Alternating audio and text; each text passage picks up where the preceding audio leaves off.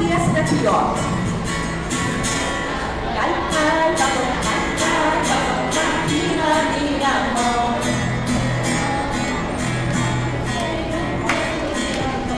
A hora de apanhar é que, na verdade, essa música tem tantas versões mesmo. Vai ser como? Não cai não, não cai não. Cai na rua de sabão. Ou cai aqui na minha mão. Ou tem maneira de apanhar. Qual vai ser a primeira? Vamos lá, vamos puxar. Cai, cai, balão, aqui na minha mão. Vou lá, tenho medo de apanhar. Cai, cai, balão, aqui na minha mão. Cai na rua do sabão. Mas dentro de São João, até essa daqui eles tocam, olha só. Cai, cai, balão, aqui na minha mão. Não cai não, cai na rua de São João. E enquanto a nossa amiga Dona Cigarra está parada dançando, todos os bichinhos que passavam naquele momento, as formiguinhas que estavam trabalhando, não queriam saber de mais nada, a não ser tocar as folhinhas.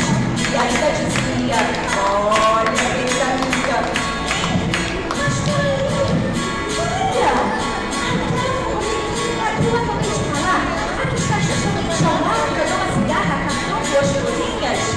Vocês sabem, meus amigos, que ele pulou, ele caiu na dança. Ele ficou dançando, vocês estão imaginando? Olha, está dançando. E só aconteceu uma coisa. Vocês sabem que enquanto a Dona Cigarra cantava essa canção, a Dona Formiga, que se distraiu com a sua cesta na mão, começou a jogar as folhinhas sem parar. Cai, balão, aqui na minha mão. E ela foi se distraindo e jogando as folhinhas, brincando, feliz da vida. Quando olhou pelas folhas no chão, logo se tocou. Percebeu que naquele momento estava fazendo tudo errado. E lembrou da dona Tapajura, a formiga-chefe, que dizia que não podia se distrair, não podia ouvir uma musiquinha sequer em pleno verão, para poder apenas cantar os seus grãos, as suas folhinhas que estiverem pelo chão. E foi nesse momento que ela começou a ficar muito chateada com a Dona Cigarra.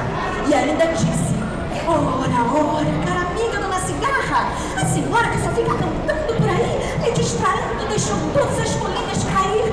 Ora, tudo bem que a senhora gosta de ficar cantando e tocando essas canções, mas eu mesmo, veja só,